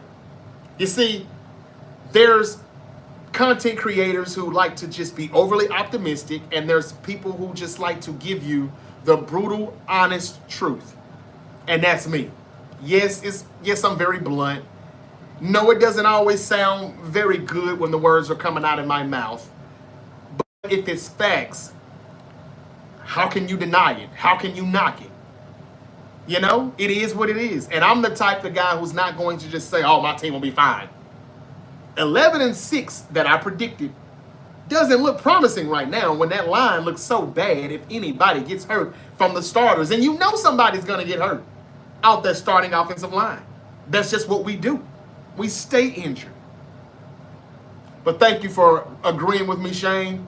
I appreciate it. I'm always here to agree to disagree with anyone. But it's nice to know when people like you, Shane, remind me that, yeah, I've got a good mind for this stuff that I'm doing here. And I'm debating weekdays with you all, Monday through Friday, noon Eastern, 9 a.m. Pacific, on YouTube and TikTok, live. And he said today is his birthday. Happy birthday to you, man. Happy born day to Shane Riley. Thank you, brother. Happy birthday to you, and bang, bang. From Unc, right here on the Great Debate Show, man. Happy 53 to you, man. I hope I get to see 53 as well. I ain't close to 53 just yet, but yeah, man, as long as I live, it'll get here. I ain't that far from it. So happy birthday to you, brother. And you could be anywhere right now in the world on his birthday, and he's rocking with us right here on the Great Debate Show, so I appreciate it. Yeah, man. Shanahan's got to do better, and I'm putting the pressure on him this year to do better with his play calling, with using his depth chart a lot more. Use all of his running backs, not just one running back. I get tired of hearing him at the presser say idiotic things like, when you've got a running back like Christian, it's just hard to keep him off the field. No, it's not. No, it's not. You know what's hard? Him having an injury that's going to keep him off the field for the whole season. That's right. Thank you for that comment, Barnacle. He's also wishing Shane a happy birthday. Y'all say happy birthday to Shane on YouTube. Okay, here we go. Let's get to TikTok now. Let's see here. What did I miss? Bang bang from Cody. Yes, number 45. He was laying people out.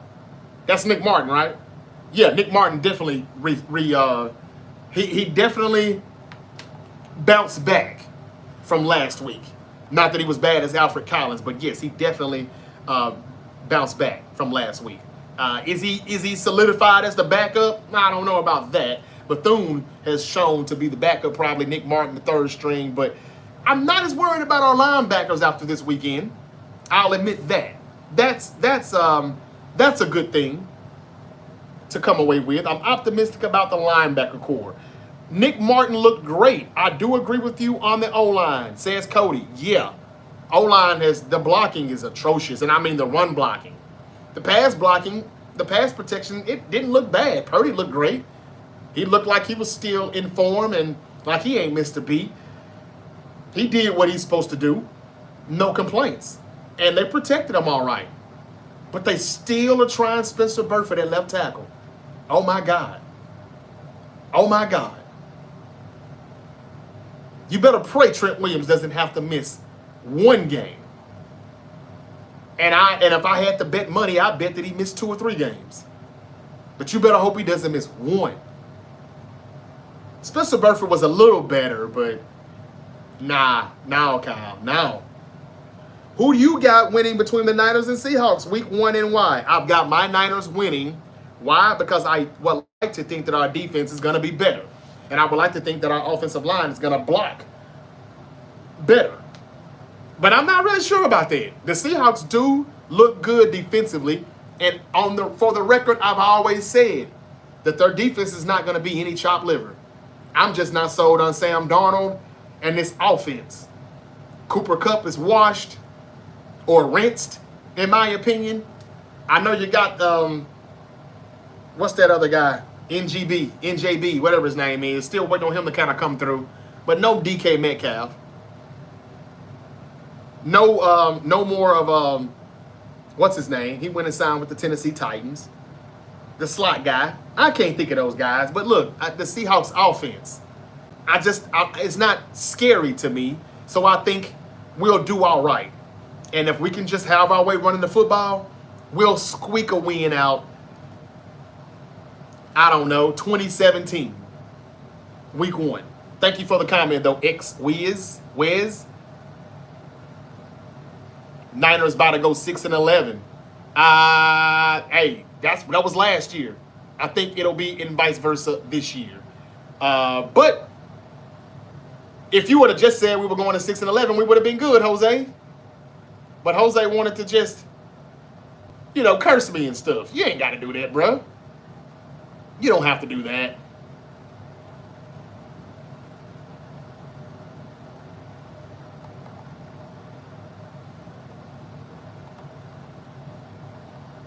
All right, y'all. How y'all doing? Jose, come shut me the fuck up. How about that? I just wanted to say that.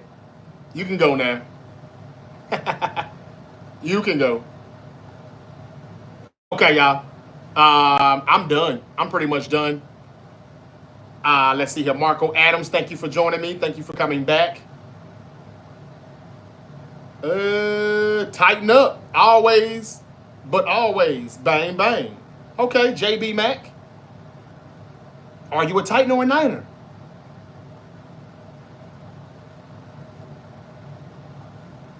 Let's see here. Jay, what's up, Jay? How you doing? What do you feel about Genty? Oh, Genty. He's arrived. I said he could be the offensive rookie of the year. He heard everybody talking online last week. The Seahawks was kind of shutting them down. That was just that D-line or the O-line for the Raiders not being up to par. You see how it happens when you go against a weaker D-line? Our D-line looks soft, and Genty showed that. What is it when you're playing Madden and you do the juke? Not the juke. Damn what I'm trying to say. The button that you use to... Man, I'm lost for words today, y'all. Y'all gotta bear with me, man. But anyway, he tried to run over somebody, and he pretty much did it. I can't come up with the word that I'm looking for right now, but on Madden, there's a certain word that we call that, and he did it to 2 different people. Our corner, Diamado Lenore, and our terrible safety, Jair Brown, which Niner fans better hope he doesn't ever have to play either. Man, because damn, he he just always looks like he's making a business decision before he decides to tackle somebody, if he even does it without missing them. Genty's gonna be fine, man. He's going to be fine. He puts his head down. He gets low. He gets that leverage. He's got power. He's got speed. And play action could be scary in Las Vegas with the Raiders if they can run the ball well. Geno Smith and those guys are under the radar. Hey, man, look, in order for the Raiders to climb, though, in the AFC West, somebody has to fall. I just don't know who that will be. But I'm very optimistic about Genty, even before Saturday's game. What are your thoughts on Justin Fields? Thank you for that comment again, John D. Leon. And now Jersey Devil 333 says, what are your thoughts on Justin Fields? Not a lot to say right now because I know it was like 1 of 5, had like 4 yards, no touchdowns or anything like that, but he had one in week 1. The offensive line is still good, it's still physical. The Giants just showing that their D-line is going to be better than what people are giving them credit for. But I've gave them credit. I've talked about Thibodeau and what's his name? The rookie Abdul Carter, even though he looked like a rookie on this weekend. But there's other guys, there's other names that I just can't think of them right now. What's the guy's name from Clemson? The DT, Dexter Lawrence, Thibodeau, Carter. They still got Brian Burns. This could be a good D-line, and that's just it. I think the Jets, it's not like they game plan. It's a preseason game. I still think the Jets will be fine. I'm optimistic on Justin Fields, and yeah, I'll admit 25-30% of it is being a little biased because I just want him to do good. I'm rooting for him to do good. But one thing that I'm still optimistic about is that Aaron Glenn is going to have this Jet team being one of the most physical teams in the league. And I think if you can't match their physicality on Sunday, they've got a chance to win the football game. And they'll run the ball, run the ball, run the ball. Yeah, juke. Juke? No, juke isn't it either, is it? Juke is when you're juking them. You know, when you put a move on them. I'm talking about when you put your head down and you just, put your hat on their hat and you knock them over. You run them over. That's pretty much what he did. I just can't think of the name of it when we hit that button and we flick it up to make sure that we don't, get that hit stick fumble. But I'm optimistic on Justin Fields, though, Jersey Devil. I really am. And Aaron Glenn and his physicality, run the ball well, those are my reasons. DTX214 says, Jay, the Bears. The Bears. He's laughing at the Bears, so maybe he doesn't believe the Bears are going to be good. What do you grade the Texans? Trade. Again, good for the Eagles. I don't know why the Texans done it. The way they have so many injuries in their wide receiver room. Even Nico Collins, the only 1,000-yard receiver that they have. Tank Delby is normally in and out of the lineup. They've got that tight end. He's the only one who got close to 1,000 yards, and I think that was still about 700. I don't know why they done that. I guess they just can't find room for him on the depth chart. I'm not sure, but I'm going to say that's still a good trade for the Eagles because when do the Eagles make any bad trades? And even when they do, they find a way to get out of it. They traded for Bryce Huff a year ago, got nothing out of him, and now they've already got rid of him. They traded him to San Francisco. A.J. Brown and Devontae Smith are the number 1 and 2 receivers in Philly. They don't really have a true number 3, though. Now they do. And him being the 3rd receiver, that's pretty good. So the Eagles win it, in my opinion. I'm still scratching my head on what the Texans are doing. Their offensive line, still, I don't know if it's going to be good or not. If it's improved, watch out. If it's not improved, Jacksonville or Tennessee is coming for their throne. Thank you for the comment, Joshua Garcia. Stone Burger in the building. I hope with all my soul the Bears can finally lock in with Ben. I hope it for you too, man. Y'all deserve it. You've never had a quarterback to throw for 4,000 yards. He was 500 yards away from doing that his rookie year, Caleb Williams. Let's say he does it this year. Under Ben Johnson, why the fuck not? I hope for you, Stoneberger, that does happen because, man, the Chicago Bears, the league is always going to be better when the Bears are good. And when they are, You just get that feel that Soldier Field is going to be a dangerous place to play again. I can remember in the early 2000s, the Chicago Bears, Soldier Field, Brian Urlacher and all those guys, Mike Brown at safety. It used to be some of the craziest, silliest stuff that would go on in that building. Like, I don't know if it was some voodoo, some witchcraft, or what. But the wind would do some of the most craziest things to a football, on football kicks, kickoffs, or whatever, field goals. Like, what the hell did that thing just do? Only at Soldier Field. When they're good and the defense is good and that wind working against you, yeah, it can get real creepy playing Chicago. It would be great for the Bears, and I hope that for you, Stoneberger. Are the Blue Jays winning today? Yes. Somebody just gave a pretty good parlay earlier. If you could scroll up and read it, you may want to screenshot it and place it. It didn't sound bad to me. All the teams that he had on his money line. Thank you for the comment, Hook. Parsons about to get paid. Yeah, he is. Jerry Jones just waiting until the last minute to do so. Thank you for the comment, Brandon J. Hello in the building. No, you're not being ignored.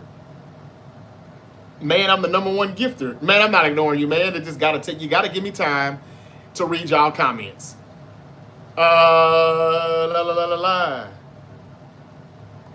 Thank you for following me. Louis Lou 24. Dat Boy J, thank you. Hit stick. Well, the hit stick is what they use when they're hitting us. I'm talking about the offense. What is it that Ashton Genty, what button is that we hit when he puts his head down and you don't truck him? No, trucker. That's what it is, the trucker. Instead of avoiding the hit stick, sometimes you hit that button, you flick it down or up, and it's like a truck. The truck move. That's what I was trying to say. Yeah, truck. Thank you, Derek Howie. That's it. Joseph Trimmer. Truck. Thank y'all, man. I be lost sometimes. I be knowing what I'm trying to say, but they just don't come out sometimes. Hard chair, bro. Thank you, Ruben. Thank you, Joseph Trimmer. Thank you, Derek, for helping me out. Thank y'all. Schick in the building, I believe. Thank you for your comment. You think Travis Hunter going to play both sides? Whose sides the whole season? Derek Howie. He got hurt. He's got an upper body injury, and he didn't even play this weekend against the New Orleans Saints. So, I don't know. That's right, King. Safe. Truck or hurdle? Somebody hurdled me the other day. Damn. I got to get better at Madden. I would shut Luka down into the preseason. You're right about that. I forgot to mention that. I said it earlier but didn't talk about it. He got hurt a little bit with his knee. They say he'll practice today and he'll play tomorrow. No problem. So, Dre, they disagree with you, though. They're not going to shut him down. But I agree with you. They probably should. CM Punk over The Rock all time. No. I love CM Punk, though, but no, not quite. Is we really trusting CMC this year on fantasy? The way we're run blocking, I would say no, that boy. I would say no. King Safe says Punk over The Rock, or he's asking. You could say that, but The Rock could still get in the ring and probably put on a better match than CM Punk. Punk just doesn't have it anymore in the ring. He'll always have the pipe bombs. He'll always be great on the promo, but Rock had both. Pat's in the building, says Derek. Pat's Nation says King Safe. Okay. All right, y'all. Are they going to trade for Trey Hendrickson? They said they're going to give up a first or a second for a big name. Are they talking about Trey Hendrickson or Micah Parsons? Are they looking for an edge rusher? We got the better rookie running back. You going to see. Okay, who is we? The Patriots. Oh, yeah. You know what? You may not be wrong about that. And he's pretty good on Madden, too. I just played with them last night. Y'all may be on to something with the whole Drake May being the second, third best quarterback in the league this year. I thought that was a bit absurd, but some of y'all may be on to something there. Okay, y'all, my time is up. I'm about to go pay them bills. Raven Nation, let's go. We just need a backup quarterback. How about Shadur Sanders or Dylan Gabriel or Kenny Pickett? Somebody's going to get traded. They're not going to take four quarterbacks to the 53-man roster. So we will see. Barnacle, what's up, man? He said he trucked him. I'm sorry, I never looked up and saw that part. That's exactly what I meant, Barnacle. Thank you. In regards to the word you were probably looking for, juke. I think it was truck. The juke is more of a shake and bake. So I think you were right the first time with the truck. Thank you for the comment, though, Barnacle. The Niners had their chance a few times. Just seems like Cal is bad luck. I think you're right, Barnacle. He is. He is. And again, I appreciate him so much for getting us from mediocrity, or I'm not even gonna say mediocrity. We were ass. We were terrible, atrocious.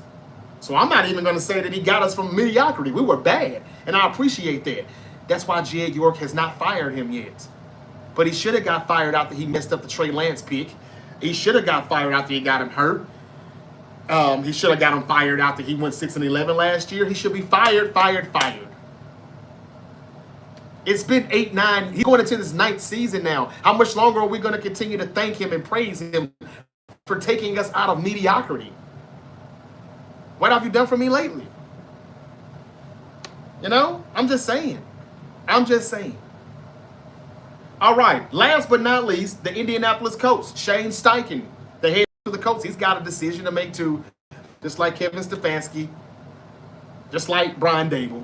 Even though I think Brian Dable already knows Russell will be a starter, I think he's kind of already before training camp even started. But Stefanski, he's got a lot to think about, and so does Shane Steichen. Reason being, you got Daniel Jones and you got Anthony Richardson. Now, Anthony Richardson Sr. didn't play but one series last week because he dislocated his finger. So he came back this week and played, but he didn't start. Daniel Jones did. Daniel Jones has had more reps than Anthony Richardson, unfortunately for him, because of the dislocated finger. Daniel Jones has had 7 series, and he's been 17 of 32 for 245 yards, no touchdowns. Richardson has had 5 series, and he's 8 of 14. You see, only 14 attempts versus Daniel Jones 32. It's hard to get the starting job if you're not available. And even though he was available this weekend, Shane Steichen said, I need to see Daniel Jones with the starters. You had your chance and you got knocked out early.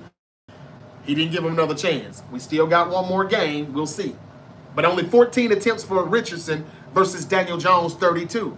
He wasn't available. 5 series, 8 of 14, 94 yards, but he does have 1 touchdown drive. Anthony Richardson did look bad yesterday, ladies and gentlemen. But again, he wasn't playing against the starters. He also wasn't playing with the starters. Okay. Do I still have Michael Evans in here? I probably don't, but if I do, please speak now or forever hold your peace, because I'm about to go pay them bills. And if you're not in here, I'm going to go ahead and cut out. That was all that I had to mention. Who do you all think is going to win that Colts quarterback job? Is it going to be Richardson or Jones? Do y'all think Dylan Gabriel was throwing shade at Shadur Sanders? I certainly do. Or do you think he was really just talking to the media? He said, you've got entertainers and you've got competitors. I'm here to compete. He said everything other than, I don't know what Shadur's here to do. If he had added it, all he had to do was add that. That's the only thing that was really missing.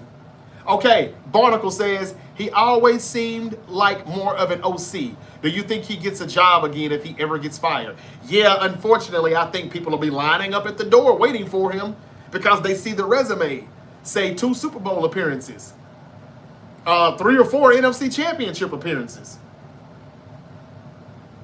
But he still has 4 bad seasons and 4 good seasons in his 8 years. And now going into season 9, how much longer are we going to praise him for what he's done for us, even though he's done everything but get us that Vince Lombardi trophy? I'm tired of saying quest for 6. At some point, somebody has to just look at Kyle and say, hey, man, I just don't think you're going to do it for us. But we're so grateful for what you've done for us in this organization. I am thankful. I'm not being sarcastic when I say that. I am thankful. But now, I think it's time to move on. I know, well, what if you don't have anybody better to replace him with? Ben Johnson could have been the guy had you fired Kyle last year. Robert Saleh could have easily been the guy if you had just fired Kyle last year. Robert Saleh still could be the guy if you just fire Kyle Shanahan. I probably would take Mike McCarthy right about now. Offensively, I think he's even better and more in tune to the game of today's times than Kyle Shanahan. And he's so damn conservative. I'm sick of him playing not to lose the game. He needs to start coaching to win the game more. Dylan learned from his college coach. Of course, he's throwing a shot. See there? Somebody else says he got it from his college coach. These are the words that he heard when he was at Oregon. I agree. Thank you for the comment, Barnacle. Okay, y'all. I think that's it then. Looks like Michael Evans is gone. Michael, if you come back in here tomorrow or the next time you come back in, I promise you, I'll let you come in here and be a guest here on the Great Debate Show because he was trying to get in. I promised I would let him in if he could just bear with me and get through, the rest of the things that I had to say. And as you can see, it was a lot. I've been here for 100 minutes. So my time is up. I got to go pay them bills. Y'all, thank you for joining me. This is the Great Debate Show. I'm your favorite uncle, Uncle JJ. I do this weekdays at noon Eastern, 9 a.m. Pacific, live streams here on TikTok and YouTube. All right, is Caleb Williams, do the Bears finally have their head coach and their quarterback? Is Jackson Dart ready to start now, or should he wait a minute and let Russell start the show with the Giants? Are we going to see Aaron Rodgers in the preseason finale? Doesn't seem like we will. I thought he actually had grew up and said, you know what, I can play one preseason game. I can play one series. I don't know. We'll see. Y'all, my Niners defense looks soft. And the only optimist things I can say right now is Nick Martin looks like he is going to be okay. Chase, what's that guy's name, man? That corner who's been making all the plays the past few weeks here in this preseason, man. Our corner. The nickel corner who's been playing for the rookie, Upton Scout. A lot of people say Upton Scout is going to actually be the starting nickel corner in the slot, but hell, I ain't seen him yet. I heard he's had a good camp, but he's battling an injury or something, so where he hadn't played any preseason, but the guy who has been playing is making plays. He's getting sacks, he's getting interceptions, he's balling, he's blitzing, he's getting there, he's getting home. There it is, Lucas. Man, I love y'all. Chase Lucas. Man, that boy bad. That boy bad. Look, I heard that he does a lot of chirping in practice. I heard he talks a lot of shit. He's always the one selling wolf tickets. And then when they get to the game and they play the game, he's the quietest person on the field. That's what I've heard about him. I don't see that. This training camp, this preseason, he has been the highlight of my preseason. Defensively, he's been the one jumping out the screen, making plays. Nick Martin got his groove back. Alfred Collins, he did a little better. But Chase Lucas has performed on a high level each preseason game.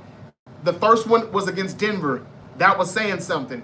This one, yeah, it's the Raiders, but still, he was everywhere. He's been all over the field. And I ain't seen Jason Pinnock yet.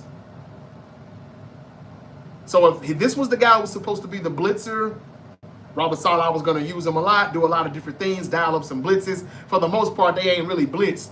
They just show the blitz and they back out of it.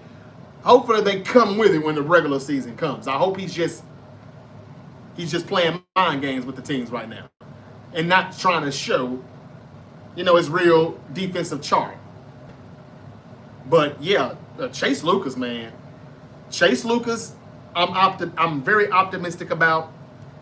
Marquise Siegel, very, very optimistic about. He's the second best player that has jumped off the television screen for my Niners. If I got all of you in here still, my Bang Bang brothers and sisters, I'm happy with those two. I think that by week 5, week 4, week 5, we could have Siegel and Mustafa as our starting safeties, and that's a good tandem. I think it could be. They're young, but I think it could be a good tandem. Mustafa, when he gets back from his injury, I'm hearing he'll be back no later than week 5. That's a plus. And I think Siegel should make the team. He better make the team. And he needs to be the starter because Jair Brown sucks. And I don't know about Jason Pinnock and what's the other one name? Grant. Richie Grant. I don't know about those guys. And I ain't saw those guys, really. Siegel is the guy. And if you get Marquise and what's his name? Malik Mustafa, Eminem in that backfield, man, that's going to be some real candy in the 49ers secondary. You see how I did that? M and M? Yeah, give me Mustafa and Marquise Siegel. Those two are going to be very good in the secondary at safeties. This guy is making the right reads. He's making the right tackles. He's recognizing the right stuff. And he's saving some big plays, possibly touchdowns, that I have seen on the film. If you look at it, if you look at the All-22, he's the one who's jumping out on the screen, making plays and preventing a lot of big plays from happening when they get to the second level. So give me Chase Lucas and Marquise Siegel. Those are and Nick Martin. Those are my highlights off the defense to be optimistic about. Offensively, Purdy and Pearsall looks like it actually could be a good duo. Other than that, I ain't really got a lot much else to say. The run blocking is bad. The pass protection looks okay. It's still not too late to address the O-line. Brandon Sheriff just retired. Maybe you should see about him unretiring. That's the guard who retired with the Jacksonville Jaguars. Matt Hennessy, Kobe Connor. He could be all right, Kobe, but that line doesn't look good, y'all. I'm sorry. It just doesn't. Nobody can afford to get hurt. And I'll leave it at that. Okay. That's all I got. It's been good. Hope y'all have a magnificent Monday. Barnacle, I got to be honest. I don't think any of this matters if Purdy doesn't step up. I think Purdy will step up if they protect him. I got to say, look, I'm the one who's been critical of my quarterback. And you all have too, and it's okay. But at the end of the day, it's my quarterback. In the words of Terrell Owens, it's my quarterback. And I will say this, y'all. He ain't bad. I just don't know if he's really elite. He can be elite without having elite skills. He doesn't have an elite arm. He doesn't have elite legs. But he uses them when he has to. And he uses them when he needs to. And it helps us when he does. He's not just that sitting duck in the pocket. He makes some throws where it's like, damn, he really put that ball where it needed to be. He made a throw on Saturday like, that's good ball placement. It's like 3 Raiders around that receiver. He put it exactly where it needed to be. That's the only place that ball should have been. He put it there. Again, that's the Raiders. I would love to see him done that against the Broncos, but you get what I'm saying. It's neither here nor there. I don't know, Barnacle. He does have to step up, but I can't say if he will or if he won't. Just because I've seen Purdy look good with elite talent, and I've seen him look not so good when that elite talent was injured. This time, I finally get to see him with a team that, well, they're not that elite. He's only got a few elite players left. Everybody else is average or below that. So he will have to elevate his offense. Can he? I don't know. I'm not sure if he can do it because I'm not sure if he's got enough help. And I just don't know how good he is to elevate this team. We will see. We will see. Okay, I got to get out of here. Y'all be safe. And Kyle doesn't let everyone know his plan until week 1, says toke to choke 420. Man, what plan? Kyle doesn't have a plan. What you see is what you get. The same basic, vanilla, ordinary, simple offense that everybody seems to have sniffed out. And it's not just Kyle. Bobby Slowick got fired as OC in Houston. Mike McDaniel doesn't look like he knows how to call plays anymore. His offense looks so simplistic and so basic and everybody seems to know it. That offense just seems to be a thing of the past now in the NFL, and Kyle is going to have to show us that he is innovative, that he has reinvented himself. But I disagree. He may have a new playbook. There may be some new things that he will unfold in week 1, but for the past 8 years, I got to be honest with you, to choke, he ain't had no big plans to reveal. It ain't nothing that he's not letting anyone know now that he won't let them know in week 1. I'm sorry. We got to agree to disagree on that one, brother. I still don't trust Jake Moody. I know, right? He's so bipolar. 1 minute he'll knock a 57-yard, 58-game winner. And then he'll miss a 42-yarder and shank it right. He's a weird dude. You had the other kicker and you let him go. You should have kept him. Cut Jake Moody and maybe you can get an offensive lineman. Raider Aaron says, wins the preseason win parade, bro. Man, I don't brag about that shit. He's laughing, but nah, I don't brag about that. I didn't care if we won or lost. Didn't care about that. The Raiders don't look bad though, y'all. They don't. Big gold belt. That's right. Thank you, CJ. Yep, it's here. The one and only. Steel Dre says Kyle out of style. Shanahan. That's a good one. Kyle out of style. I like that. Screenshot. Thank you for that, Dre. I'm going to steal that. The moment we start looking bad, if we start looking bad, because I hope we actually do win 10, 11 games, but to just be one and done, we could go 6 and 11 again then for that. But the moment we start playing bad, if we do, I will be using that. Kyle out of style. I like that because he definitely seems to be out of style. And every other one of his coaches. Is Clint Kubiak going to call plays this year? They say he called plays last week. I don't know if he called plays this weekend or not. Is he going to officially be the offensive coordinator? Because Kyle has only let Mike McDaniel call plays for him, and that only lasted 1 year. He got a job immediately after that and went to Miami. I got a feeling he'll be available after the first half of the season if the Dolphins don't come on with it. Tua's got to stay healthy, though. We'll see. Okay, y'all. I've been talking long enough. I'm going to get out of here. Y'all be safe. Have a good, magnificent Monday. I'll be back later tonight for Monday Night Raw. Tomorrow, I'll be back same time, noon Eastern, 9 a.m. Pacific. I'm sure we'll find something to talk about. I mean, we're getting close to football. Trey Hendrickson, will that trade pop off? I'll let you know if it breaks. Micah Parsons, when he gets his big contract, which I'm sure he will, I'll let you know as soon as it breaks. That and anything else as far as the latest developing storylines around the NFL and any other sport today and entertainment, I'll be here for it. All right. Are y'all ready to, Bears fans, are y'all ready to have y'all parade? Are the Bears here? Or, are people just overreacting? It is just one preseason game with 2 good drives. We'll see. Okay. Until we eat again, y'all be safe out there. Peace.